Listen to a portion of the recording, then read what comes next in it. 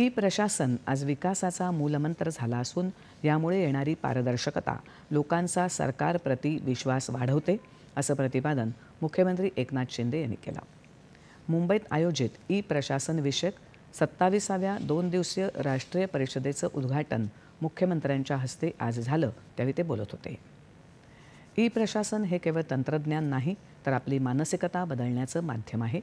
या ई प्रशासनामुळे योजनांचे लाभ थेट लाभार्थ्यांच्या खात्यात जमा करणं सोपं झालं आहे, याकडे त्यांनी लक्ष वेधलं. किमान शासन कमाल प्रशासन हा आमच्या सरकारच्या ई प्रशासनाचा आधार असून यामुळे मध्यस्थ संपुष्टात आले आहेत, असं ते म्हणाले.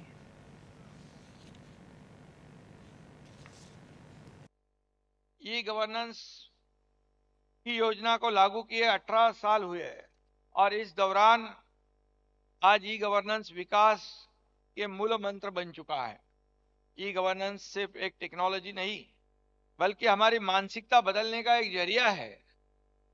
ई गवर्नेंस के साथ ट्रांसपेरेंसी आती है जो कि गवर्नमेंट के प्रति लोगों को विश्वास दिलाती है. आज महाराष्ट्र में मुख्यमंत्री लाडली बहना योजना के तहत करोड़ों बहनों के अकाउंट में पहली 2 किस्तें इतने कम समय में डिपॉजिट हो सकी, इसका श्रेय ई गवर्नेंस को ही जाता है. संपूर्ण राज्यात ई प्रशासन व्यवस्था लागू करणारं महाराष्ट्र हे पहिलं राज्य आहे. आगामी काळात नवी मुंबईला देशातलं सगळ्यात मोठं डेटा केंद्र बनवण्यासाठी राज्य सरकारकडून महत्त्वाची पावलं उचलण्यात येत आहेत, अशी माहिती त्यांनी दिली. मुंबई देशाची फिनटेक राजधानी बनवण्याचा केंद्र सरकारचा मानस आहे आणि हे करण्यात ई प्रशासन महत्त्वाची भूमिका बजावत आहे, असं उपमुख्यमंत्री देवेंद्र फडणवीस म्हणाले. ई प्रशासन हा सुप्रशासनाचा आत्मा आहे. सरकारच्या कामकाजात पारदर्शकता आणि कार्यक्षमता आणायची असेल आणि लोकांचं जीवनमान अधिक सुखकर करायचं असेल तर ई प्रशासन त्याचा उत्तम मार्ग आहे, असं ते म्हणाले. केंद्रात मोदी सरकार आल्यापासून ई प्रशासनात झपाट्यानं वाढ झाल्याचं ते म्हणाले.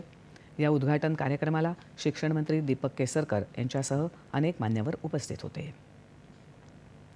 विकसित भारत सुरक्षित आणि शाश्वत ई सेवा वितरण या विषयावरच्या ही परिषद प्रशासकीय सुधारणा आणि सार्वजनिक तक्रार निवारण विभाग आणि इलेक्ट्रॉनिक्स आणि राज्य सरकारच्या माहिती तंत्रज्ञान मंत्रालयाच्या सहकार्यानं आयोजित करण्यात आली आहे. राज्यातील यशस्वीरित्या राबवलेल्या ई प्रशासनाबाबतची प्रात्यक्षिकं या परिषदेत दाखवण्यात येणार आहेत.